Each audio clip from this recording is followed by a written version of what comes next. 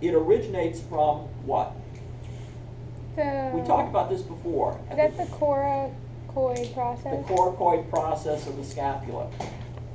And then it's going to insert via 3 separate slips onto ribs 3 through 5, 3, 4, and 5.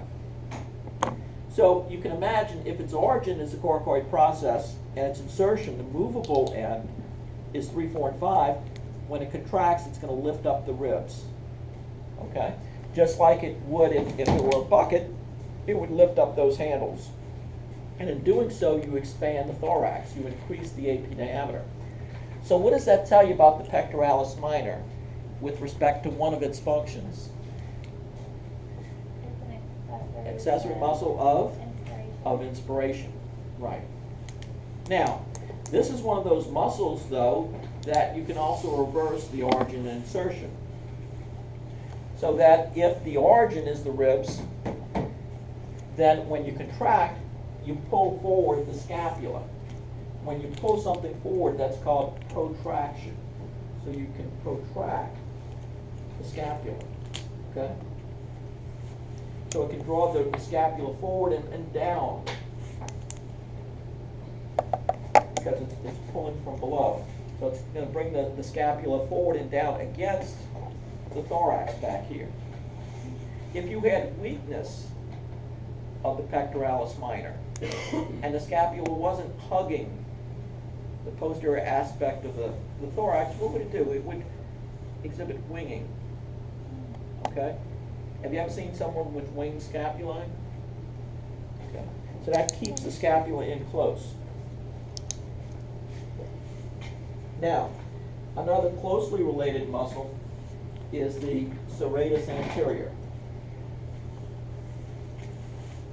Is your brother-in-law a weightlifter by any chance? Not like professionally, but yeah, that's what he normally does. Like he doesn't do cardio stuff. He just like lifts weights. Okay. Upper and lower body? Yeah, upper and lower. Okay. So he may also have well-defined serratus anterior muscles. Or like when, yeah, he does. So if you watch bodybuilding competitions on TV, Yeah, when he lifts up, he the has serratus like a. anterior flares when they do this. They'll do this movement called the crab. Mhm. And it causes flaring of the serratus anterior on both sides. So it almost looks like it causes expansion of the upper thorax. Now, the origin is these first 9 ribs. Okay?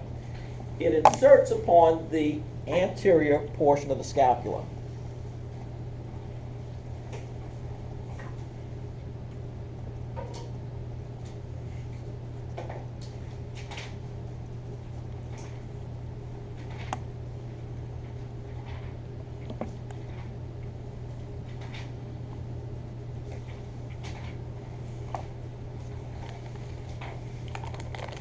So the anterior margin of the scapula. So when it contracts, it's also pulling on the scapula.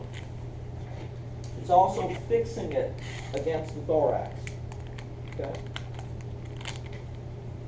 The scapula is going to move like this. Kind of protracted. It's going to rotate a little bit and come forward. It's going to fix the shoulder. And that's important when you're abducting and moving the upper extremity. In fact, for that reason, the serratus anterior is called the boxer's muscle, because you have to fix the shoulder when you abduct the arm on the shoulder, and particularly with horizontal movements like this, like punching. Now, the same thing would apply if you're doing push-ups. You have to contract the serratus anterior to fix the scapula before then extending the upper extremities. So the serratus is called the boxer's muscle. Now, I'm not going to ask you to know innervation for either the pectoralis minor or serratus anterior.